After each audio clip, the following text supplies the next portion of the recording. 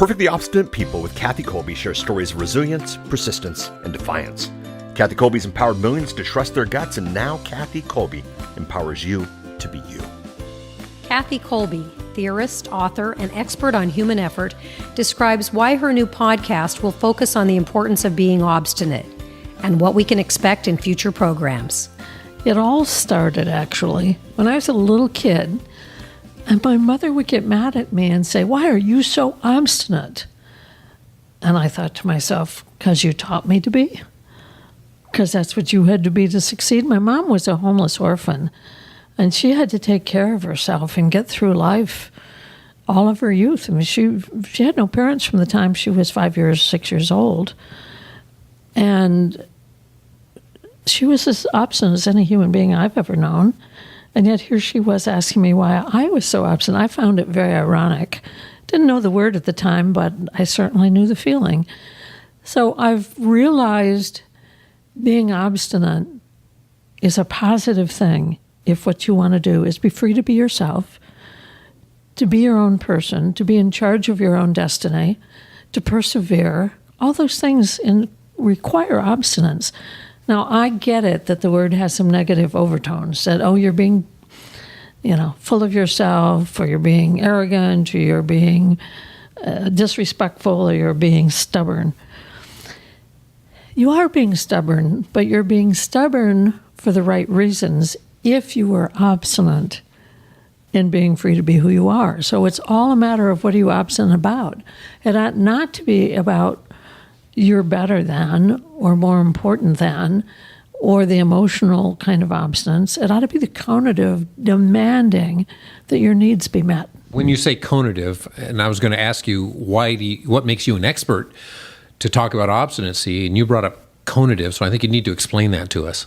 The conative comes from the Greek word konatos, and it means volition. It means being willful. It's having the will to do what you need to do. And the ancient philosophers knew there were three parts of the mind. There was the emotion, or feelings. There was the thinking. And then there was the doing. The doing they called the konatos, now the conative. I always was concerned about people overthinking things. It didn't make much sense to me to sit around and talk about what you're going to do and why you're going to do it. You need to get busy and do it. And so what if you cared a lot? You can care a whole bunch, but if you don't act on it, it also seemed to me to be kind of fruitless. So productivity was always important to me. And my ability to get things done mattered more than if I could explain why. Might be because I'm not naturally someone who explains things. I just do it.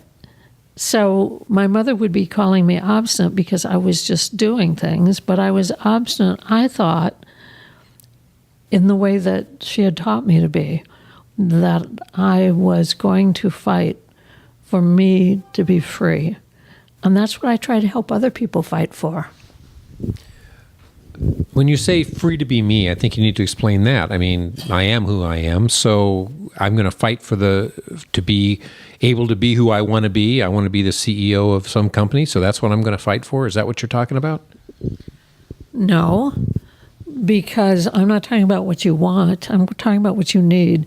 There's an intrinsic need inside all of us, and that is to be who we are. And that ties to our modus operandi. Again, the ancient philosophers used the term modus operandi. That means modes of action.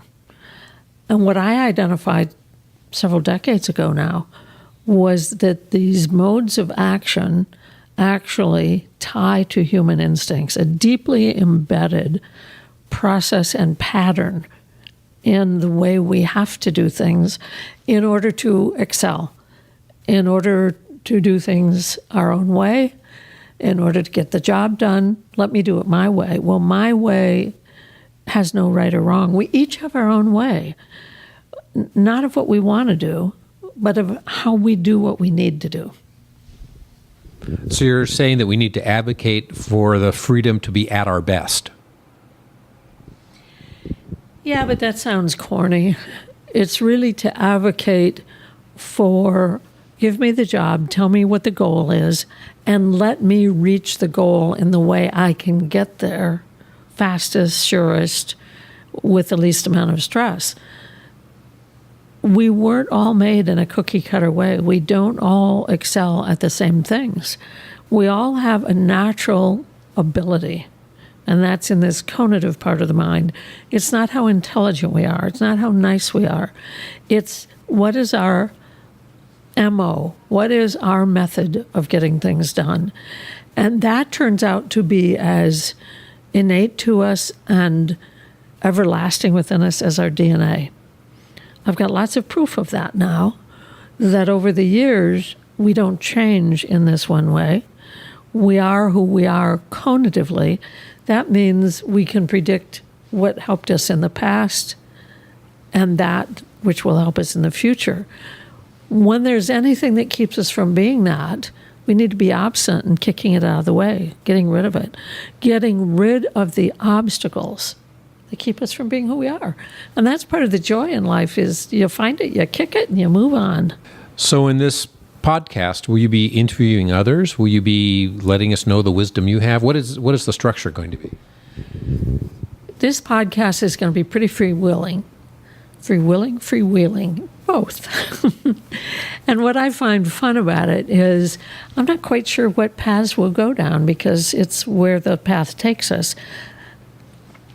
I do know hundreds of people who are in line to, interview me. I have a story. That's because over the years there have been so many, actually thousands of people I've talked to about this. I know some just absolutely amazing stories. I've already interviewed some people. One of the things I'm going to have fun, but it's going to take a lot of editing to get ready, is probably 2 or 3 podcasts with the first woman programmer, the very first person to ever program a computer, to ever take a course in programming, who was the woman who programmed the Library of Congress data, who was the first woman to go on a submarine to program for the Navy, who overcame so many obstacles.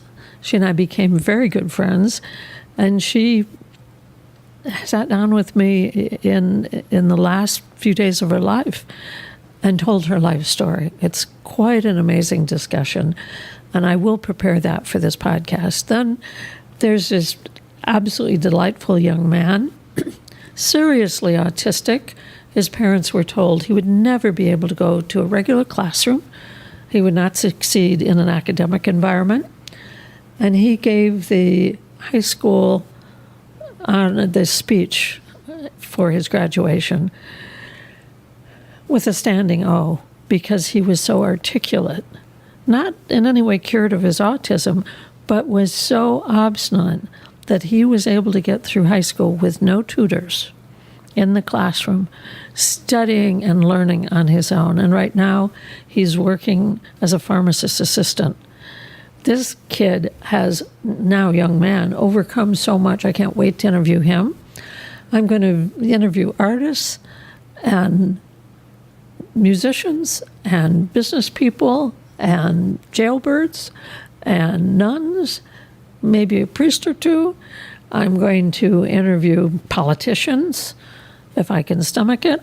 I'm going to interview all kinds of people about why they have or haven't been obstinate. Who is this podcast for, Kathy? It's for whoever you are who's listening to this, because you will interpret it as you choose. I have kind of a weird sense of humor, so I'm told, and I find humor in oddities. I love oxymorons that may or may not be humorous to other people. I can be very angry about injustice. I know a story that is, for me, a very moving story.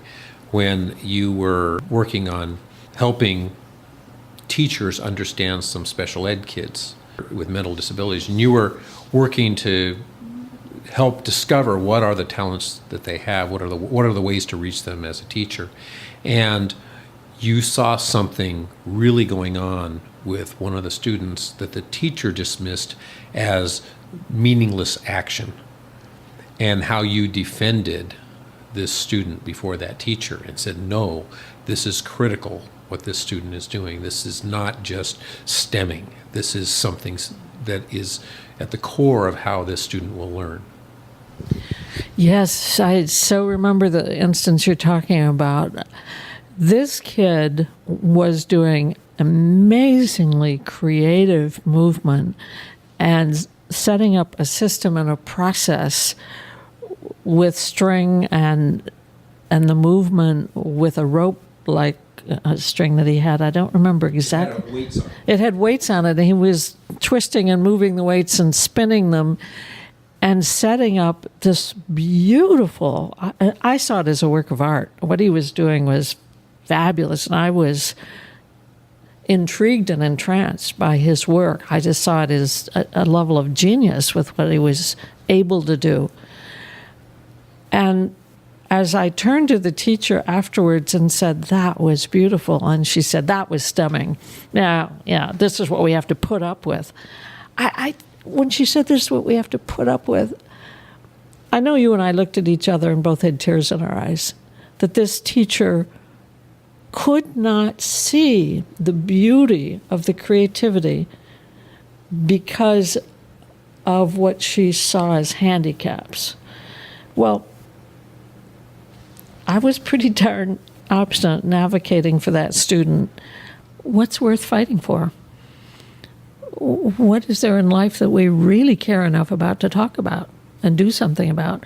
And it's the do something about it, the conative doing, that really matters to me.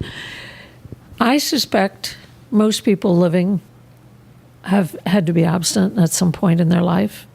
So this is for all of you who have had to be obstinate and who will have to be obstinate.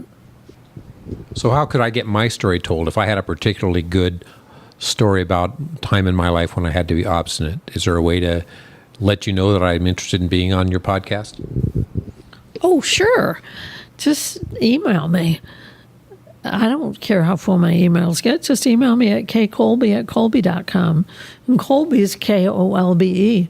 Just email me your story, and I will go through them. I read every email I get. And I'm quick to click if you start telling me stuff I don't believe, by the way. But I hope people want to tell their stories of stubbornness, of fighting to be who they are, of persevering. Because I think in that we really teach our youth what we're made of and what really matters to us.